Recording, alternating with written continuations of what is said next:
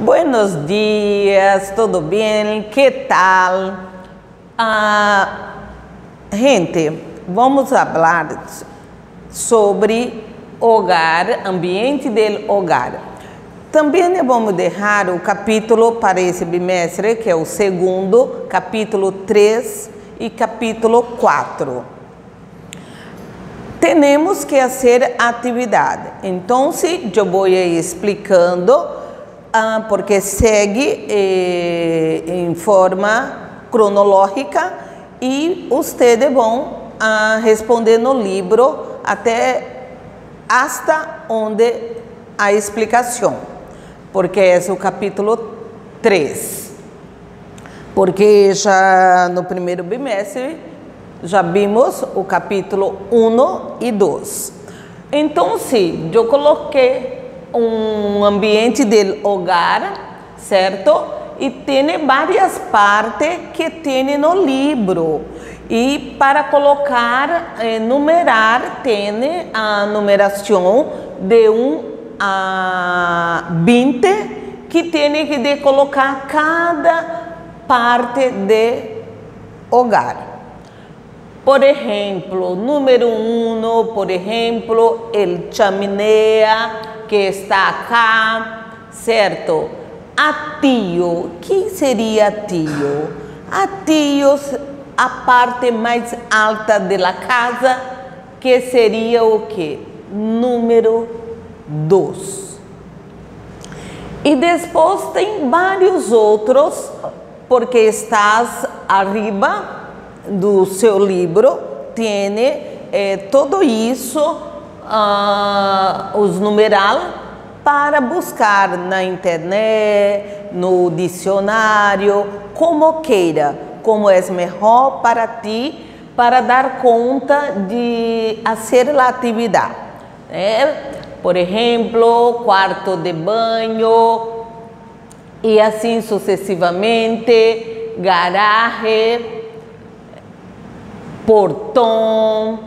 Então, tem que colocar toda a parte do ambiente do hogar.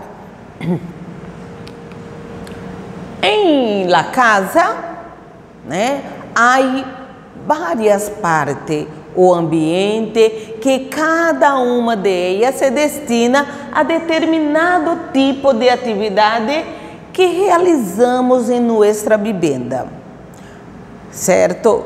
E tem também outra forma, dependendo do país, para falar a mesma coisa da parte do hogar.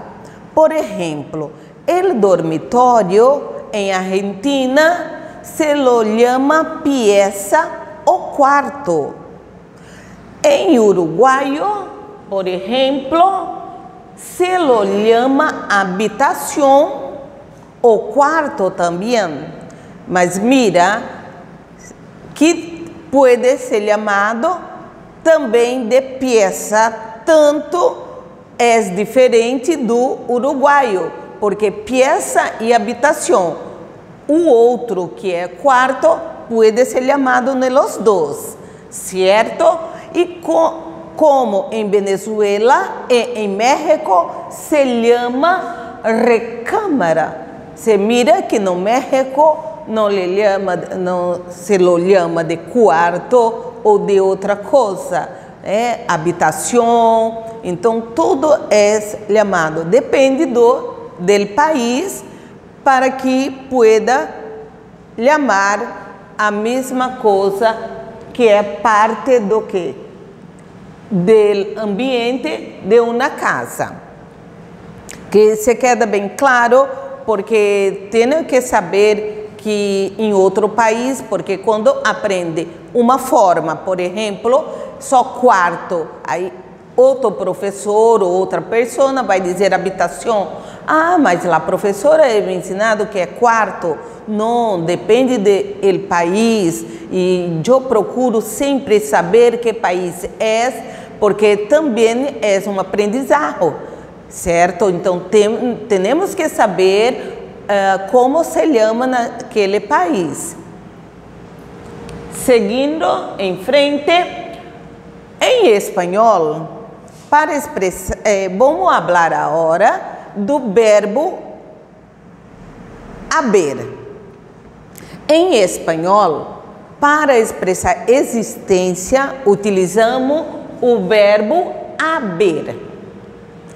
Assim se pode dizer que em la casa de mi tía hay un jardim. Então, existe o jardim na casa de minha tia. Então, hay. Então, utilizamos o verbo haber aqui na frase hay um jardim, certo?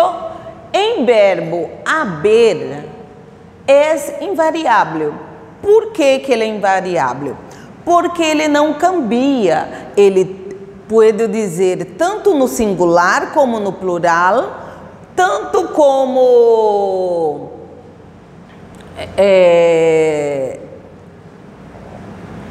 tanto no plural como no singular e plural também. O verbo haver é invariável, ou seja, não cambia. Para expressar existência, lo utilizamos igual para o singular ou plural.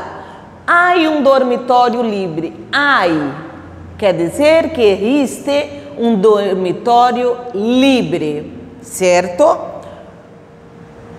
Aqui, já no plural, há 2 dormitórios vazios. Então, tanto no singular como no plural, ele não cambia, por isso que diz, não cambia.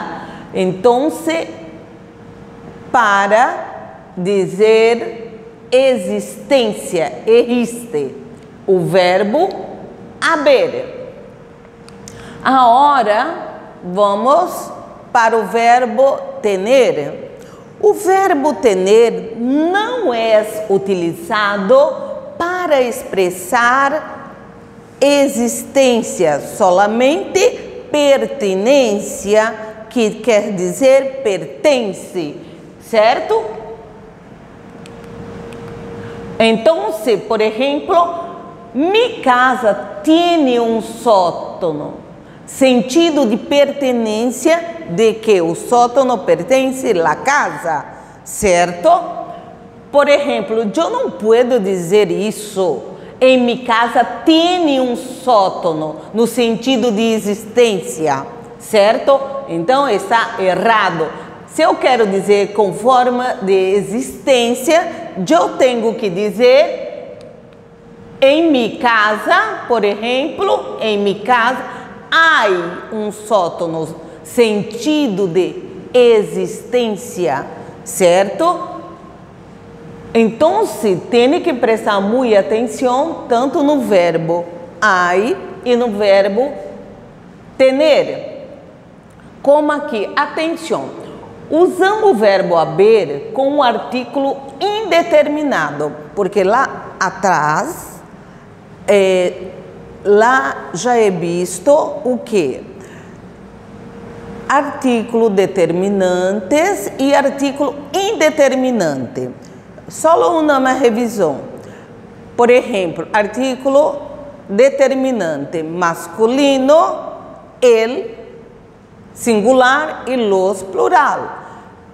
Feminino, la, e plural, las. E indeterminantes, por exemplo, seria para masculino, e unos para plural. E para feminino, una singular e una plural. Então, eu só posso utilizar com indeterminante unas, unos e Por exemplo, nunca com artículo determinado. Nunca. Lá, las, los, el. Nunca. Por exemplo, há livro em la mesa. Certo? Eu não poderia dizer há el libro. estaria errado, certo? Então, há um livro, por isso, é artículo indeterminante, tá? Há livros em la mesa, mira que estou utilizando plural, certo? Há livros em la mesa, certo? Então, há livros em la mesa, então, plural e singular, certo? Cosa de la casa. Então, aqui tem algumas coisas de la casa que tem também de colocar o nome no seu livro, certo? Por exemplo, digamos, ele lava roupa, isso é uma parte, el espejo, certo? Então, pode estar procurando na internet, no dicionário, certo? Para colocar os demais coisas de la casa, que utilizamos em la casa. E agora vamos falar sobre adjetivos, tamanho e color. Adjetivos, tamanho, forma e color. Utilizamos adjetivos que são palavras que denotam qualidade ou propriedade das coisas. Então, a palavra que indica a qualidade das coisas são chamadas de adjetivos e temos o quê? Então, se acorda que em gênero e número com os substantivos que acompanham. Lógico, se o substantivo está no plural, tem que acompanhar também, certo? Tamanho pode ser grande, pequeno, pequena. La forma, ele pode ser quadrado, quadrada, se é masculino ou feminino, redondo, redonda, e acá tem colores, né? Rojo, naranja, né? Amarillo, certo? Verde, azul, morado, negro, branco ou branca, e assim sucessivamente. Então, caros alunos, esse é capítulo 3 da apostila e procura ser todo o capítulo 3, que na próxima classe damos continuidade do capítulo 4. Então, hasta luego.